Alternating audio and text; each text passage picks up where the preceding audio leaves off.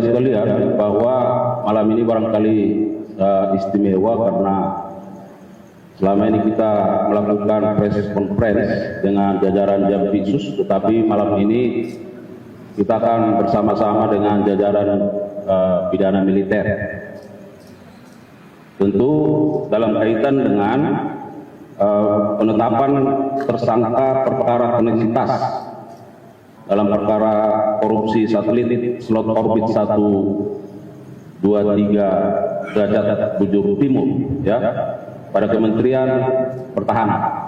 Rekan-rekan media, Direktur Penindakan pada Jampitmil beserta jajaran tentunya nanti akan menyampaikan terkait dengan perkembangan penanganan perkara dimaksud.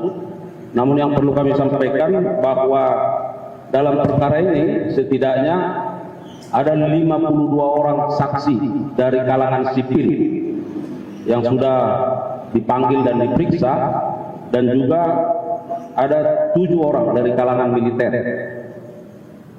Dan kemudian setidaknya ada 9 orang yang diperiksa sebagai ahli, 6 diantaranya merupakan ahli satelit, ya, dan yang lainnya tentu ada ahli hukum dan ahli keuangan negara.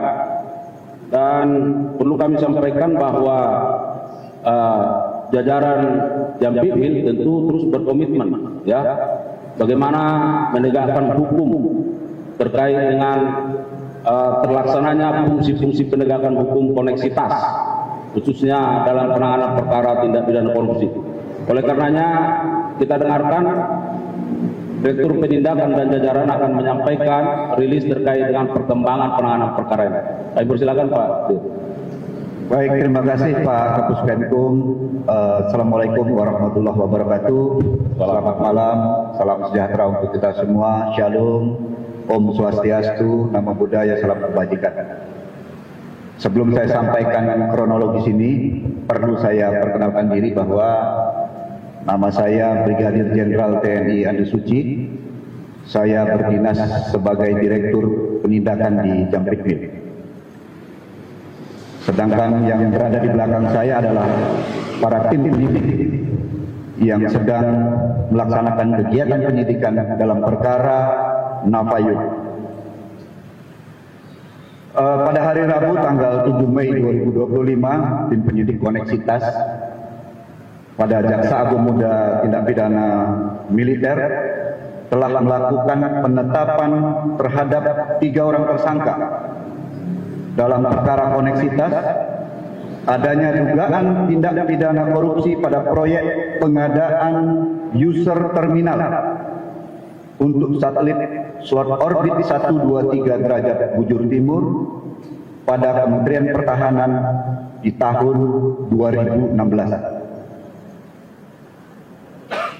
Tindak pidana tersebut terkait pelaksanaan pengadaan berdasarkan agreement provision of user terminals and related services and equipment antara Navayu International AG dan Kementerian Pertahanan tanggal 1 Juli 2016 dan sesuai agreement tanggal 15 September 2016 pada Kementerian Pertahanan yang dilaksanakan oleh Navayu International AG. Adapun tim penyidik menetapkan 3 orang tersangka berdasarkan surat perintah penyidikan nomor PRIN 78A garis miring PM garis miring PMPD 1 garis miring 05 2025 tanggal 5 Mei 2025 terhadap 1. Tersangka Laksamana Muda TNI Purnawirawan LNR selaku Kepala Badan Sarana Pertahanan Kementerian Pertahanan dan selaku pejabat pembuat komitmen ditetapkan berdasarkan penetapan tersangka nomor TAP 11 garis miring PM garis miring BMPD 105 2025 tanggal 5 Mei 2025. Yang kedua, tersangka ATVDH selaku tenaga ahli satelit Kemhan ditetapkan berdasarkan penetapan tersangka nomor TAP 12 PM PMPD 105/2025 tanggal 5 Mei 2025.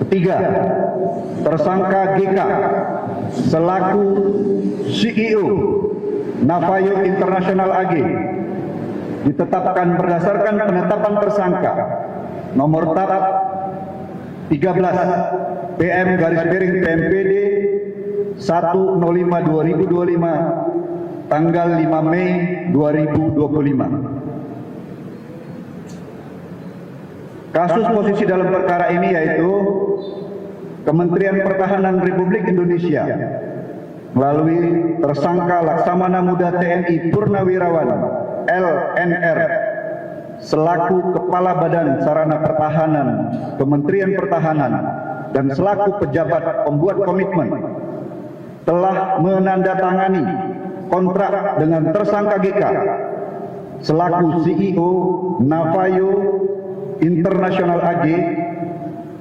Ini perusahaannya berada di Hungaria. Tanggal 1 Juli 2016 tentang perjanjian untuk penyediaan terminal pengguna jasa dan peralatan yang terkait.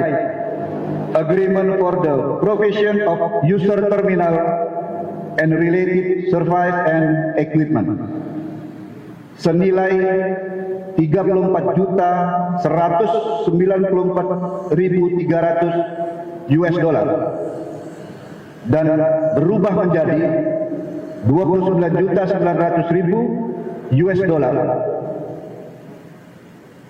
Yang kedua, bahwa penandatanganan kontrak antara Navayo International AG dengan PPK tersangka Laksamana Muda TNI Purnawirawan NLR dilakukan tanpa ada tersedianya anggaran.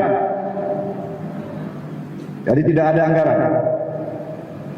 Dan penunjukan Navayo International AG sebagai pihak ketiga tanpa melalui proses pengadaan barang dan jasa, di mana Navayo International AG juga merupakan rekomendasi aktif dari tersangka ATDPH.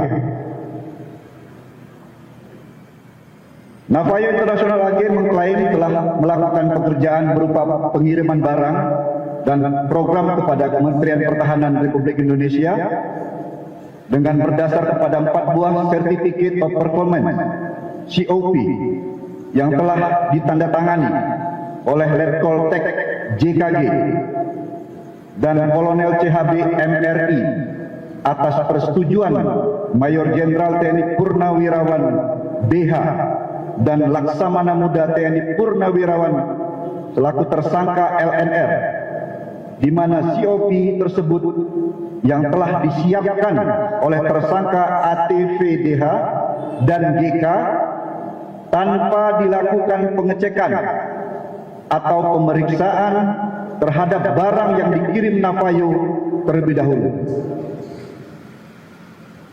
Pihak Navayo International AG melakukan penagihan kepada Kementerian Pertahanan Republik Indonesia dengan mengirimkan 4 invoice atau permintaan pembayaran dan COP. Namun sampai dengan tahun 2019 Kementerian Pertahanan RI tidak tersedia anggaran. Setelah dilakukan pemeriksaan terhadap pekerjaan Navayo, diperoleh hasil sebagai berikut. Hasil laboratorium terhadap sampling barang yang dikirim oleh Navayo diperoleh hasil bahwa 550 buah handphone yang dikirim oleh Navayo bukan merupakan handphone satelit dan tidak terdapat secure chip sebagaimana spesifikasi teknis yang dipersyaratkan di dalam kontrak. Terhadap master program yang dibuat Navayo yaitu sebanyak 12 buku, milestone 3 submission setelah dinilai oleh ahli satelit dengan kesimpulan pekerjaan Navayo International lagi tidak dapat membangun sebuah program Yuster terminal.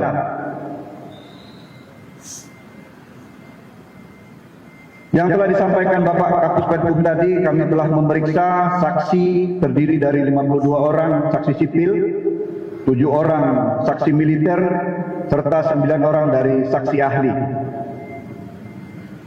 Kementerian Pertahanan Republik Indonesia harus membayar sejumlah 20.862.822 US dollar berdasarkan final word putusan arbitrase Singapura karena telah menandatangani COP.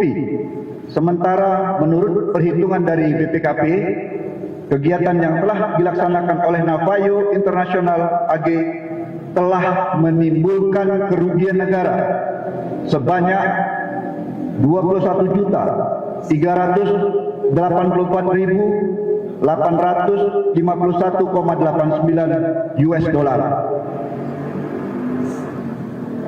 Untuk memenuhi kewajiban pembayaran sejumlah 20.862.822 US dollar berdasarkan final word putusan arbitrase Singapura dan permohonan penyitaan Wisma Wakil Kepala Perwakilan Republik Indonesia, Rumah Dinas Atase Pertahanan dan Rumah Dinas atau Apartemen Koordinator Fungsi Politik KBRI di Paris oleh jurusita di Paris terhadap putusan Pengadilan Paris yang mengesahkan putusan Tribunal Arbitrase Singapura tanggal 22 April 2021 yang dimohonkan oleh Navayo International AG atas putusan Arbitrase Internasional Commercial Court atau ICC Singapura.